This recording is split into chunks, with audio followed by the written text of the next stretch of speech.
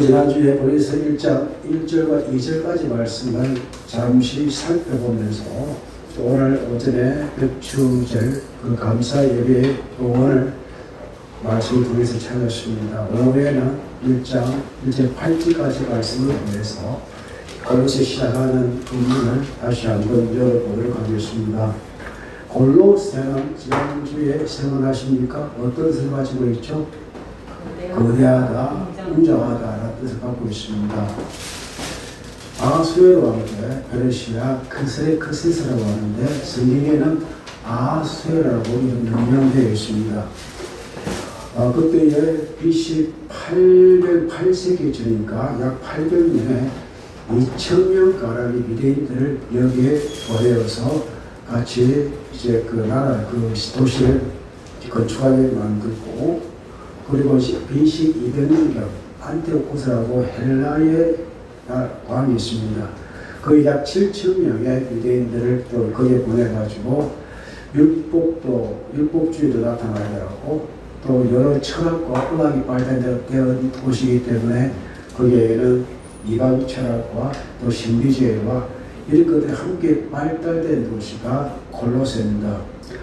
또 이제 서에서 동으로 흐르는, 동에서 서로 흐르는 이제 강이 있어가지고 무역이 굉장히 발달된 도시였다고 말씀을 드렸습니다. 그렇기 때문에 여러 가지 문화가 섞여 있는 곳, 또 의학이 발달되었기 때문에 우리나라도 좋은 의를 받기 위해서는 다 서울로 가지 않습니까? 그 정도의 이제 많은 도시가, 큰 도시가 만들어졌던 곳인데, 그 후에 그곳에 이제 히라폴리라는 온천지구가 만들어지고, 또 이제 그 다른 쪽에는 또 다른 어떤 그 문화가 만들어졌기 때문에 라오디게아나 히라폴리보다는 조금 중요성이 사라진 듯한 그런 도시로 약화되었다고 말씀드렸지만, 썩어도 준치라고 그게 이 세 도시가 함께 어우러져 가지고 나라가 도시가 발달되어졌습니다. 이곳에 교회가 세워졌습니다. 누가 세웠나요? 성령이 세우셨습니다. 그러나 에베소에서 바울로 통하여 주의 말씀을 듣고 배심한 에바브라가 그곳에 가서 교회를 개척하고 그 소식을 바울에게 전해주는 그런 일들이 있었습니다. 그래서 바울은 골로새에 한 번도 가보지 않았습니다. 그러나 오늘 편지를 하고 있습니다. 편지를 쓰면서 바울과 디모데가 그들에 대한 관점을 말하고 있는데, 골로새에 있는 성도들이라고 표현하면서 안에 그 알찬 내용이 무엇입니까? 그 성도들은 누구였다고 말합니까? 그리스도 안에서 신실한 형제들이다. 골로새 성도들은 하나의 큰 의미라면은 그 속에 이제 있는 성도의 모습들은 신실한, 그리스도 안에 있는 신실한 사람들이다. 이렇게 표현하고 있습니다. 그들이 있어야 할 두 가지 하나님의 축복이 있는데 은혜와 평강이다 라고 말씀을 하십니다. 그로 인하여 바울은 편지를 보내면서 내가 너희를 위하여 기도하고 있다라고 말합니다. 우리가 너를 위하여 기도할 때마다, 한 번도 가보지 못했는데 너를 위하여 기도할 때마다 기도를 한 번 했다는 말입니까? 여러 번 했다는 말입니까? 여러 번 했단 말입니다. 기도할 때마다 하나님 우리 주 예수 그리스도의 아버지께 감사한다. 이들이 바울과 디모데의 기도에 감사의 제목이 되어졌다는 것입니다. 바울과 디모데, 우리라는 표현을 쓰고 있는데, 사실 이 편지는 바울이 썼습니다. 우리라는 이런 복수형 주격을 사용하는 것은 같은 마음으로 이 편지를 썼다는 그런 의미를 포함하고 있고, 어떤 사람은 디모데가 대표되지 않았나라는 그런 말도 있는데, 중요한 것은 바울이 이 편지를 쓴 제사가 받고 함께 디모가 도왔든지 우리라는 그런 표현으로 함께 쓰고 있다는 것입니다. 우리가 너를 위하여 기도할 때마다 하나님 우리 주 예수 그리스도의 누구에게? 아버지에게. 이것은 1절 말씀 보면은 하나님의 뜻으로 말미암아 하나님이 누구죠? 아버지 하나님 계시고 그리스도 예수의 사도된 바울은 예수의 사도된 바울은 그의 아버지 하나님과 또 이제 그 예수 그리스도에게 감사한다. 하나님과 예수님은 동격입니다. 그러나 성부 하나님, 성자 예수님 이렇게 항상 그런 표현을 쓰기 때문에 나중에 성령 안에서 나올 수 있습니다. 그래서 사도 바울은 항상 자신의 사역이 아버지 하나님과 아들 예수와 성령 하나님의 무언의 어떤 계획에 따라 움직이는 하나님의 사도다라는 사실을 다시 한번 밝혀놓고 있습니다. 그렇기에 교회는 지금 하나님께서 그 중심에 계시고 그 가운데 우리는 성령을 통해서 하나님 아버지와 그의 아들 예수 그리스도께 늘 감사하며 은혜와 평강이 있기를 늘 간구하고 기도한 이 마음감은 우리 제자분들도 하나가 되기를 축복합니다. 또 이런이라는 말이 있습니다. 그렇게 하는 이유가 왜 은혜와 평강이 있기를 기도하느냐? 또 왜 그래서 기도할 때마다 감사하느냐? 이는 읽어보겠습니다. 이는 그리스도 예수 안에 있는 너희의 믿음과 모든 성도에 대한 사랑을 들으며 제일 처음에 무엇이 있다고 합니까? 예수 안에 믿음이 있습니다. 모든 믿음은 예수 안에 있습니다. 우리가 믿음은 들으면서 나듯이 우리의 믿음은 예수 안에서 우리의 믿음이 존재합니다. 믿음 없이는 예수님을 구주라 영접할 수도 없고 고백할 수 없습니다. 그렇게 예수 안에 있는 믿음이 우리의 신앙의 출발이 되는 것인데 그 믿음의 결과가 행으로 나타나는 것이 무엇입니까? 누구죠? 성도에 대한 사랑입니다. 제가 믿음이 있기 때문에 그 믿음을 인하여 성도에 대한 사랑을 나타낼 수 있는 것입니다. 그 믿음은 무엇으로 증명되어져야 됩니까? 사랑으로 증명되어져야 되는데 그건 성도 간의 사랑입니다. 교회 안의 사랑입니다. 여러분 아무 일도 있노라 하고 교회 안에 서로 사랑하지 않으면 그 믿음은 헛것입니다. 믿음이 아니에요. 그러니까 내가 믿는 믿음이 무엇을 증명되어야 된다고 했습니까? 사랑으로 증명되어야 됩니다. 오늘 믿는 여러분들, 여전도회가 오늘 김해 상무에 가서 뭘 나타내는 겁니까? 사랑을 나타냅니다. 서로 이제 호중을 열어가지고 이 뺏도 내 까무라 섬기고 사랑을 이렇게 한 모습이 나타나야 됩니다. 이게 사랑입니다. 사랑으로 감사하고 있습니다. 먼저 그리스도 안에 있는 너희 믿음과 성도에게 나타난 사랑으로 인하여 내가 참 감사한다 라고 말하고 있고 그리고 5절 읽어보겠습니다. 너희를 위하여 하늘에 쌓아둔 소망으로 말미암으니 곧 너희가 전에 오직 주의 말씀을 들은 것이라. 믿음, 소망, 사랑입니다. 이런 믿음이 나타나고 사랑이 나타나고 이제 소망은 어디에 쌓아둔 것입니까? 하늘에 쌓아둔. 하늘에 쌓아둔 소망은 사라집니까? 사라지지 않습니까? 사라지지 않습니다. 않습니다. 이 땅에 여러분의 소망은 되는 것도 있고 안 되는 것도 있잖아요. 로또가 되는 것이 소망입니까? 안 될 때도 있지 않습니까? 소망보다 희망이잖아요. 어떤 사람이 하나님께 로또 되게 해주세요. 하나님이 야 3억 개를 해라. 3억 기도해라는 말을 딱 하는데 우스갯소리입니다. 그래요. 우리가 이 땅에 사는 소망은 그냥 땅의 소망입니다. 땅의 소망은 이루지 않을 경우가 참 많고 하늘에 쌓아둔 소망 사라지지 않는 이유가 무엇입니까? 그 소망이 어디에 있기 때문입니까? 진리의 말씀이 있기 때문에 하늘의 말씀은 일제비록도 사라지지 아니한다는 말씀하셨습니다. 그 소망이 있기 때문에 우리는 믿음 안에서 사랑할 수가 있는 것입니다. 그게 없으면 여러분의 믿음, 우리의 믿음은 그야말로 아무것도 아닌 우리에게 부활이 없으면 우리의 믿음은 헛것이라고 이야기했듯이 그것이 될 수밖에 없는 것입니다. 그로 인하여 너희를 위하여 쌓아둔 소망의 말은 결국은 바울은 이들에게 뭘 가르치고 원합니까? 진리의 말씀을 가르치고 원하고 그 속에 나타난 믿음과 사랑이 골로새 교회에게 넘쳐나는 것이 너무나 감사하고 그것이 감사의 전부인데 동시에 하나님의 은혜와 평강이 늘 임하는 과 같은 소망을 담고 있는 바울의 모습을 보게 되었습니다. 참 아름답다라는 말씀 드리고 싶습니다. 오늘 오전 우리가 찬양 드릴 때에 예수에게 전해진 그 빛이 있잖아요. 찬양을 부르면서 준비하면서 가슴이 차오르는 느낌이 들었습니다.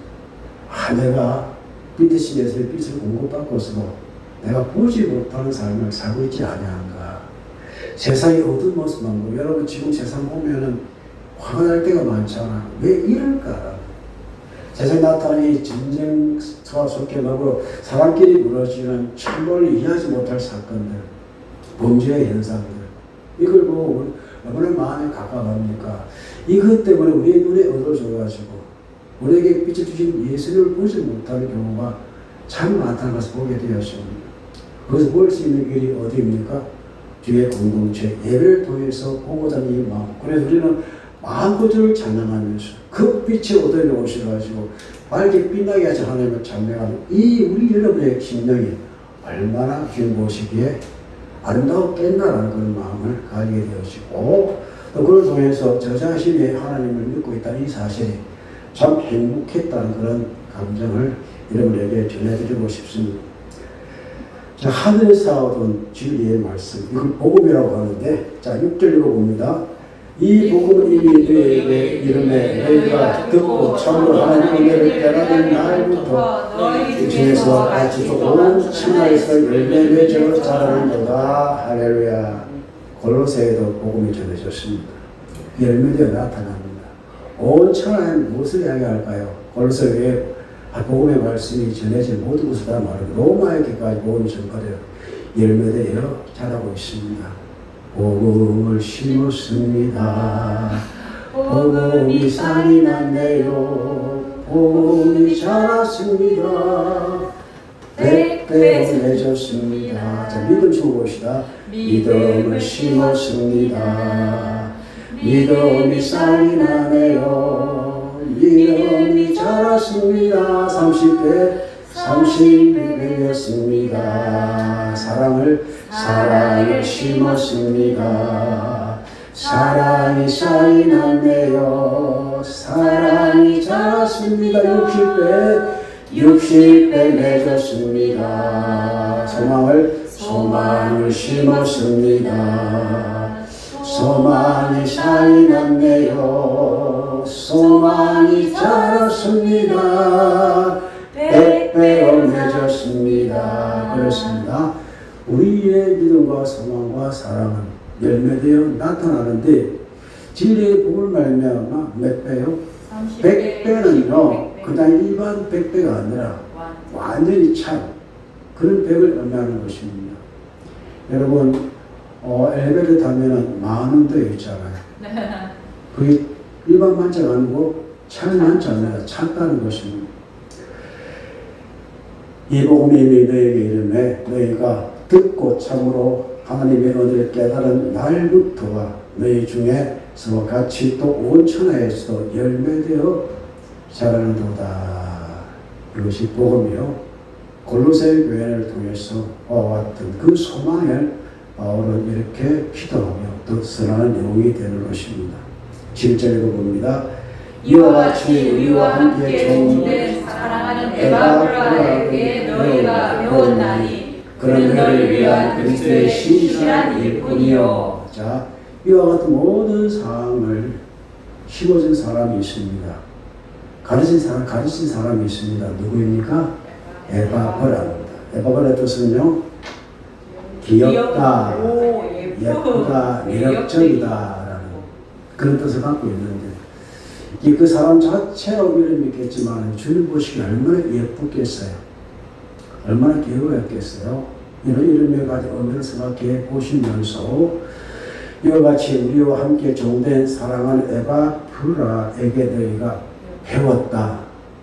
배운 결과가 앞에 있는 말씀처럼 나타났다는 것입니다.